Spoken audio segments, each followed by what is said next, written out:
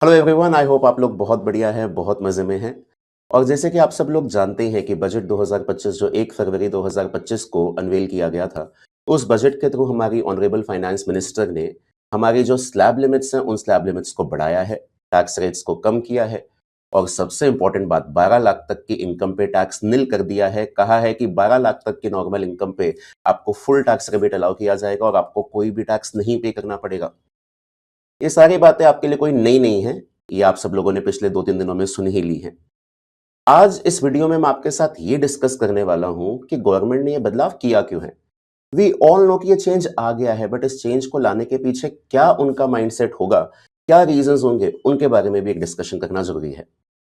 तो आज का ये जो वीडियो है, इस वीडियो में हम डिस्कस करने वाले हैं कि सरकार ने जो 7 लाख तक की इनकम होती थी, जिस पे कोई टैक्स नहीं होता था, उसको सिर्फ 1, 2 या 3 नहीं, 5 लाख से बढ़ा के 12 लाख तक की इनकम पे टैक्स क्यों कम किया? और दूसरा, ये जो स्लैब्स के बीच में एक गैप है, उसको भी इतना सिग्निफिकेंटली इंक्रीज किया 0 टू 4 लाख, 4 टू 8 लाख, और अब तो 24 लाख से ऊपर की इनकम पे ही फ्लैट 30% का टैक्स देना होगा। तो आइए इस वीडियो में इन सारे चेंजेस को डिस्कस करेंगे।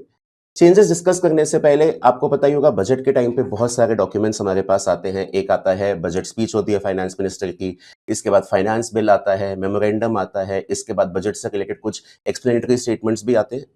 अगर आपको इन सारे के सारे डॉक्यूमेंट्स का एक बढ़िया कंपाइलेशन चाहिए, तो एक बहुत ही रिनाउंड पब्लिशर है टैक्समैन पब्लिकेशंस। उन्होंने अपनी ये बुक निकाली हुई है बजट 2025 की। इस बुक के अंदर बजट से जुड़े हुए जितने भी डॉक्यूमेंट्स हैं, उनका एक प्रॉपर कंपाइलेशन अवेलेबल है। तो आपको कोई भी अलग-अलग जगह पे डॉक्यूमेंट्स रेफर करने की जरूरत नहीं है। This is a one stop solution, जिसके अंदर आपको बजट से रिलेटेड सारे के सारे डॉक्यूमेंट्स मिल जाएंगे। और ये जो बुक है, वो आपको टैक्समैन की ऑफिशियल वेबसाइट पे भी मिल जाएगी। इस बुक का लिंक जो है, वो मैं आपको डिस्क्रिप्शन बॉक्स और कमेंट बॉक्स में भी अवेलेबल करा दूं। तो चलिए जी, बात करते हैं हम कि ये चेंज आया क्यों है। कुछ तो बड़े ऑब्वियस से रीजंस है। क्या ऑब्वियस से रीजंस है? The government, specially Nirmala Sitharaman की जो इमेज है ना, that is like she is ignorant to the demand of middle class.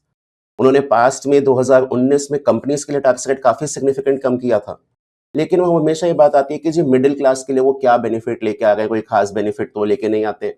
अभी थोड़े दिन पहले तो पॉपकॉर्न को लेकर जो डिबेट बना, वो तो आपको पता ही है कि पॉपकॉर्न पे भी एक सिंगल रेट डिसाइड ही नहीं कर पाई, किसी पे 5%, किसी पे 12%, किसी पे 18%। तो एक मिडिल क्लास पर्सन के माइंड में निर्मला सीतारमण और उनकी टीम को लेकर जो माइंडसेट है, वो बहुत पॉजिटिव नहीं है। उनको नंबर वन अपना परसेप्शन जो है वो पॉजिटिव क्रिएट करना है। अगली बात अगली बात हमारे पास ये है कि जी आपको पता ही है, दिल्ली है और इस साल बिहार भी है। बहुत सारी अपकमिंग बहुत सारी की स्टेट्स में इस साल इलेक्शंस होने वाले हैं। तो इलेक्शन से पहले गवर्नमेंट के पास ये एक तरीका था, बीजेपी के पास एक तरीका था कि किस तरह से वो अपनी इमेज जो है वो पॉजिटिव पोर्ट्रे करते हैं। तो एक बहुत बड़ा टैक्स रिलीफ देके पैन इंडिया उन्होंने अपनी इमेज को पॉजिटिव करना चाहा है और वोटर्स का जो नजरिया है उनकी तरफ, वो अपनी तरफ पॉजिटिव करवाने की कोशिश की है। अगली चीज, पिछले काफी टाइम से सुनने में आ रहा है कि इकोनॉमी जो है, वो इकोनॉमी में कंजम्पशन डाउन हो रहा है। गवर्नमेंट को कोई ना कोई स्टेप लेना पड़ेगा इसे रिवाइव करने के लिए। तो लोगों की स्पेंडिंग पावर को इंक्रीज करने के लिए और फिर उनके कंजम्पशन को इंक्रीज करने के लिए, बट ऑब्वियस सी बात है, गवर्नमेंट ने यह स्टेप लिया है ताकि लोगों के हाथ में डिस्पोजेबल इनकम आफ्टर टैक्सेस ज्यादा रहे और वो उससे ज्यादा कंजम्पशन कर सके और इकोनॉमी को इससे बूस्ट मिले। ये तो बेटा ऑब्वियस सी बात है, ये ऑब्वियस रीजंस हर किसी को पता है। अब अगली चीज मेरे पास आती है कि इसके पीछे हिडन ऑब्जेक्टिव्स क्या हो सकते हैं, what can be the hidden objectives behind it. उनके लिए आपको थोड़ा सा टेक्निकली सोचना पड़ेगा। सबसे पहली चीज, गवर्नमेंट ने 2024 जुलाई में अपना इलेक्शंस के बाद जो बजट इंट्रोड्यूस किया था, उसमें गवर्नमेंट ने क्लियर ये बात कह दी थी कि जी हम नया इनकम टैक्स का लॉ लेके आएंगे, एग्जिस्टिंग इनकम टैक्स के लॉ का एक कॉम्प्रिहेंसिव रिव्यू किया जाएगा। और बजट 2025 में उन्होंने ये बात बोल दी है कि जी वो नया इनकम टैक्स का जो लॉ है, वो कानून है, वो पार्लियामेंट में इंट्रोड्यूस करने वाले हैं। अब इसे क्या डायरेक्ट टैक्सेस कोड नाम से जाना जाएगा या कोई नया इनकम टैक्स लॉ के नाम से जाना जाएगा, वो वक्त ही बताएगा।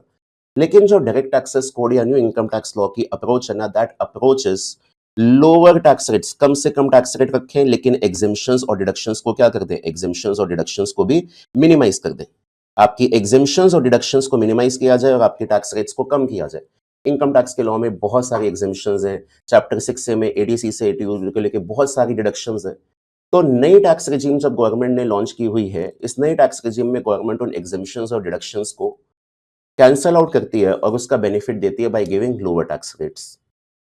मैं अभी भी कहूंगा कि 2023 के थ्रू जब गवर्नमेंट ने नई टैक्स रिजीम को डिफॉल्ट रिजीम बनाया था और 7 लाख तक की इनकम पे जो टैक्स था वो हटाया था, उस स्टेप के बाद बहुत सारे लोग जो है वो ओल्ड रिजीम से न्यू रिजीम में शिफ्ट हुए थे, बट 100% लोग जो है वो ओल्ड रिजीम से न्यू रिजीम में शिफ्ट नहीं हुए थे। क्योंकि जो न्यू रिजीम है, वो काफ़ी सारी की चीज़ों को कैंसल आउट करती है। हम एटीसी टू एटीयू में काफ़ी सिग्निफिकेंट बेनिफिट्स ले सकते हैं। 1.5 लाख तक का बेनिफिट हम अपनी एनएससी, पीपीएफ इन सारे इन्वेस्टमेंट्स के लिए ले सकते हैं, लाइफ इंश्योरेंस प्रीमियम के लिए ले सकते हैं। एटीडी में हमारे पास मेडिकल इंश्योरेंस प्रीमियम का बेनिफिट आता है। इसके अलावा अलग-अलग तरह की डोनेशंस के लिए मेरे पास एटीजी में बेनिफिट आता है। बैंक से मेरे को सेविंग इंटरेस्ट मिलता है, उसके लिए एटीटीटीए या टीटीबी मिलता है। तो हर पर्सन ना अपने हाथ में 2 से 2.5 लाख तक की डिडक्शंस तो रखता ही रखता था। जैसे मैं नई रेजिम में आता हूँ, मेरी वो डिडक्शंस ज़ीरो आउट हो जाती है। अपार्ट फ्रॉम दैट, जो लोग सैलरीड लोग होते हैं, उनके लिए एक बहुत की बेनिफिट होता है, जो की बेनिफिट नई रेजिम से गायब होता है, वो है एचआरए का बेनिफिट। तो वहां पे लोग अपना कॉस्ट बेनिफिट एनालिसिस करते थे कि अगर हम नई रेजिम में जाएंगे तो हमारा क्या तो सैक्रिफाइस होगा और हमें क्या गेन मिलेगा। मतलब ये नहीं था कि नई tax regime was the obvious choice for all the tax payers, ऐसा था नहीं। जो लोअर लेवल पे इनकम्स थी, उन लोगों के लिए स्टिल शायद नई टैक्स रेजिम बेनिफिशियल थी, लेकिन जिन लोगों की डिडक्शंस काफी हाई थी या एचआरए से जुड़े हुए बेनिफिट्स काफी हाई थे, या जो इन्वेस्टमेंट लिंक बिजनेस किया करते थे सेक्शन 35 एडी वाले, उन लोगों के लिए new tax regime wasn't the obvious choice, because ठीक है टैक्स रेट कम है बट बेनिफिट काफी ज्यादा छोड़ना पड़ रहा था। गवर्नमेंट को गोइंग फॉरवर्ड नया डायरेक्ट टैक्सेस बिल या नया इनकम टैक्स लॉ जो है वो लेके आना ही आना है, और उसके अंदर सभी लोगों को गवर्नमेंट शायद एक ही रिजीम देने वाली है जिसके अंदर टैक्स रेट्स कम होंगी एंड मिनिमम एग्जेम्पशंस और डिडक्शंस होंगी। तो गवर्नमेंट आज से ही लोगों को आदत डालना चाह रही है, जी आप अपनी नई टैक्स रिजीम को ही अडॉप्ट कर लीजिए। इनफैक्ट बजट के बाद सीबीडीटी चेयरमैन का भी एक इंटरव्यू आया था, उसमें उन्होंने कहा था कि हमने ओल्ड टैक्स रिजीम को हटाया नहीं है, ओल्ड टैक्स रिजीम अभी भी है, लेकिन इन टैक्स रेट्स के बाद हमें भी डाउट है कि कोई पर्सन ओल्ड टैक्स रिजीम को क्यों ही ऑप्ट करना चाहेगा। देखिए जी, ओल्ड टैक्स रेजिम में 10 लाख के बाद आपका फ्लैट 30% टैक्स लगना स्टार्ट हो जाता है, और न्यू टैक्स रेजिम में जो नए स्लैब्स आए हैं वहां पे 24 लाख के बाद आपका 30% टैक्स लगेगा, और 12 लाख तक की तो इनकम पे कोई टैक्स ही नहीं है।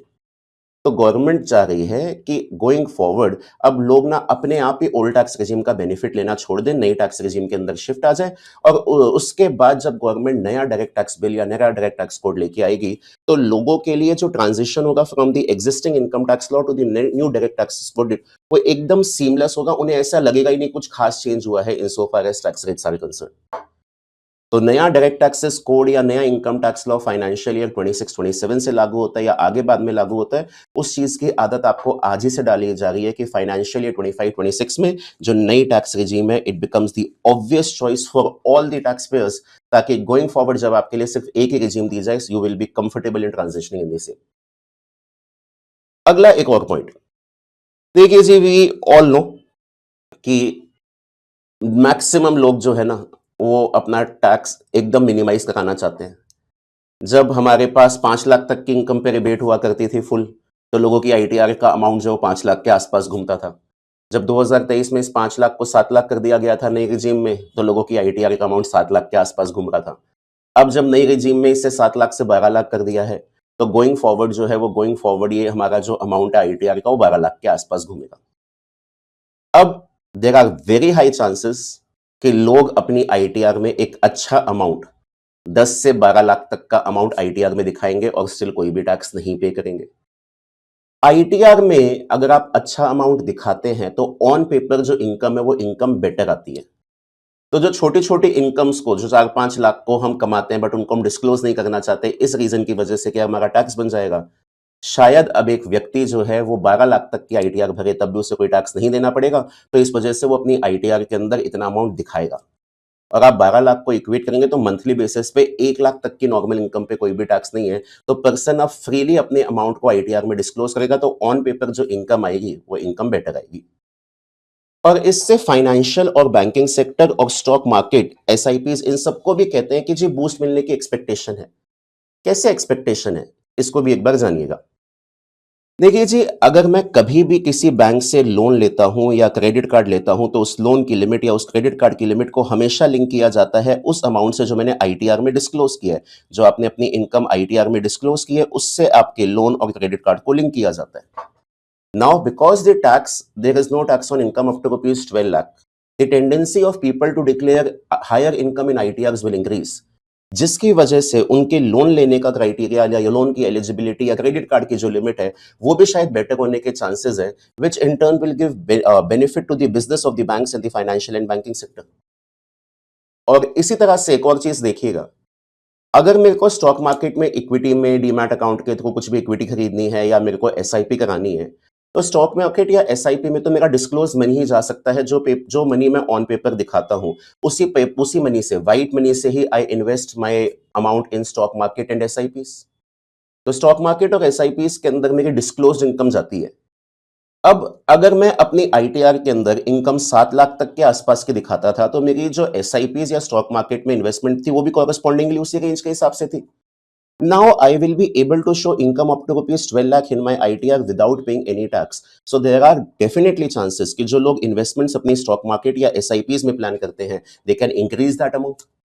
हमें ये सब लोगों को ये बात पता है कि Indian households they invest a lot of money in property and gold, real estate and gold में बहुत ज्यादा वो फंड्स पार्क करके रखते हैं, because those two sources are the sources जहां पे एक पर्सन इजीली अपने अनडिस्क्लोज मनी को इन्वेस्ट कर सकता है। स्टॉक मार्केट या एसआईपीज़ में पैसा इन्वेस्ट करने के लिए आपको अपना डिस्क्लोज मनी चाहिए, एंड डिस्क्लोज मनी लोग ज्यादा दिखाते नहीं है because they don't want to pay tax. Now I can still be paying no tax with a higher limit of rupees 12 lakh. तो कहीं ना कहीं ये इम्पैक्ट आएगा कि जो इंडियन हाउसहोल्ड्स हैं, जो मिडिल क्लास है, जो अपनी इन्वेस्टमेंट्स को धीरे धीरे रियल एस्टेट में या फिर गोल्ड में अपने पैसा इन्वेस्ट करते थे, कहीं ना कहीं वो थोड़ा बहुत पैसा वहां से हटा के स्टॉक मार्केट और एसआईपीज में भी लेके आएंगे, which in turn will give boost to the entire investment financial and banking sector in India. These are very few small insights of mind कि ये जो लिमिट हमारी इनहांस की गई है, इसके और क्या रीजंस हो सकते हैं या इसका क्या इम्पैक्ट हो सकता है। अगर आप भी इन चीज़ों के साथ एग्री करते हैं तो प्लीज़ एक बार डिस्क्रिप्शन बॉक्स में बताइएगा कि आप भी इन वाले पॉइंट्स के साथ या मेरे इन ओपिनियन के साथ एग्री करते हैं, नहीं करते हैं। अगर आपका कोई और ओपिनियन या कोई और इनसाइट है, I will be more than willing to listen to the same. तो प्लीज़ आप वो इनसाइट बेस्ड वीडियो के डिस्क्रिप्शन बॉक्स में या कमेंट बॉक्स में शेयर कीजिएगा। फिलहाल के लिए इस वीडियो में इतना ही।